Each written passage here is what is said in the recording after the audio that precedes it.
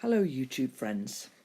This is a special, quite different from my usual videos, and this one is all about bees. Today I was given the opportunity to go and see a beekeeper who keeps bees in a very particular way in a hive called a Flow Hive.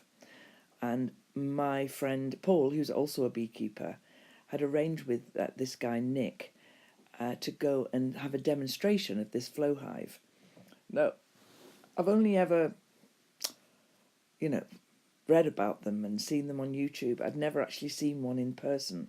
So I was really, really pleased to be able to go today with Paul and have a look at this hive. So from the outside it looks like an ordinary hive. This one was a bit smaller, but with a few little extra bits on the side here. And this is the back of the hive. And on the side of the hive there's a like an inspection window, so that you can see that the bees are busy. They've capped honey into the cells that are in these very, very special plastic frames. And I thought at first that was just a nicety so you can see the bees, but it's not. It's so that you can see that there are bees, that they've capped the frames, and so that you can do the next procedure. So then this door comes off at the end. There's no bees going to come out of here. It's just the door that reveals these very particular, very special plastic frames that the bees are making honey in. And I've taken all the sound off this because I've edited this down. I've filmed for, I don't know, the best part of half an hour. And so I've edited this down so that I can tell you about it. Now, the structure of these combs is very complicated, but in the way that it works, but very simple once you understand the principle. As you can see, there are 6 of these frames which have these plastic combs in, and the access is there at the bottom, and there's a mechanism at the top for opening up the flow, which we're going to see in a minute. So Nick was explaining how the bees go in to the front of the hive. We were at the back of the hive here, and the bees were very busy. It's a lovely sunny day, but we weren't bothered. We were all suited up, but we weren't bothered about them at all, because they weren't coming to the back of the hive here, hardly at all. So the bees make the honey in exactly the same way as they do in frame, and cap it in exactly the same way. And then this top little bit here, which has a corresponding keyhole, if you like, above each of these frames. There we go. We've positioned a jar there, and he's put a brick there. I like the fact that we're using a bit of old technology here. And I looked at that jar and I thought, well, that's a bit ambitious. What do we think? Are we going to manage to put any honey in there? And so he chooses one of the frames, that one there, and it takes the little bottom part out, and then he takes the corresponding top part out,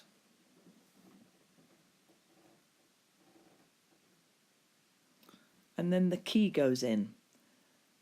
Now each of the frames has its own key hole, if you like,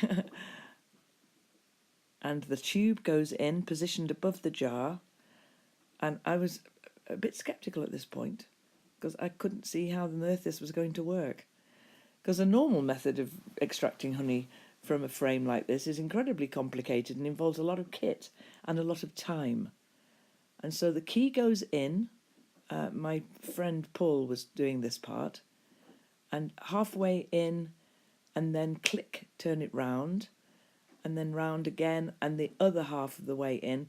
This is just so that there isn't too much of a strain when you turn the key on all the... It's quite a long, quite a deep hive.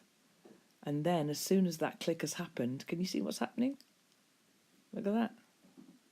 The honey's flowing out. Fairly unbelievable. What's happened is that those very carefully made plastic frames inside there have been split apart, as far as I can tell, just sort of almost cracked apart, so that the honey that's stored inside them can flow, the name of the hive is the Flow Hive, through this tube and into this jar. Now, it was a lovely warm day, and so it was coming through quite quickly, but Nick was saying it still comes out just as well on a cooler day. And so the beauty of this is now that the honey that's coming out of here, that's it. You don't have to do anything more to it, sieve it or spin it or anything more. It's fantastic, pure honey. It's quite amazing. And so this big jar here, I thought, well, maybe we'll get a couple of inches in that jar. You just wait and see what happens. And this is just one of the frames. Now, Nick last emptied this one 5 weeks ago. And so he emptied that one and the 3 to the right of it 5 weeks ago. And so the bees have filled those all back up again. Just for demonstration purposes today, he just did this one frame. And I guess we watched it for about 20 minutes or so while the honey just slowly, gently trickled out. Now, I've edited this so that you don't have to watch it in real time, although it was fascinating. But look how much there is in there now. And it's still coming. And that was just that one frame. We didn't harvest any others, just that one frame. I was quite amazed, I have to say. Nick explained a great deal about the workings of this, of how it works year round, in terms of what the bees do with it in the wintertime, some of the drawbacks and so on. So if you get honey that sets very quickly on the frame, you have to get that out straight away. Look at it, it's nearly full. In fact, I'll tell you now, spoiler alert, we filled it. One frame filled it that was emptied 5 weeks ago. The bees have filled it up. Now, we don't live in California or Italy, really hot places where you would expect to get a huge, enormous load of honey. We live in the north of England. I'm quite amazed by this. It's not a cheap system, but when you think about all the benefits of not having to have all the extra kit for extracting, and the fact that that is now ready to eat or sell, then the time saved and the purity of the product is pretty amazing.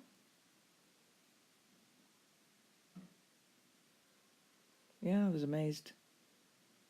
So I've read about them, as I say, and I've seen them on YouTube, but it's nothing better than actually having the thing explained by someone who understands it intimately and who has been using one of these now for 3 years. He's got the next model up, the more refined model. I don't know what the refinements are, but because this works pretty well. But yeah, he's got a second one that he's going to put on another hive. Well, I don't know about you guys, but I'm amazed.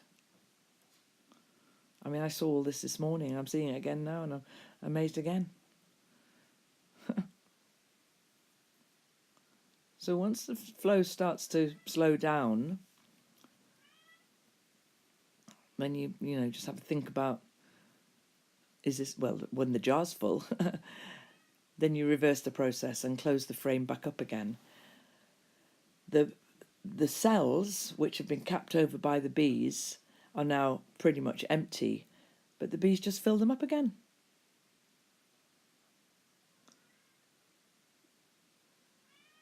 So Nick asked me if I would like to close it all up. So I got the key out of the bottom section of the lock, like that, and then see how deep the thing is, and then into the top section there, and then clipped the thing round once I got it all the way in, and closed that key up. There it is. And once that was properly closed all the way round,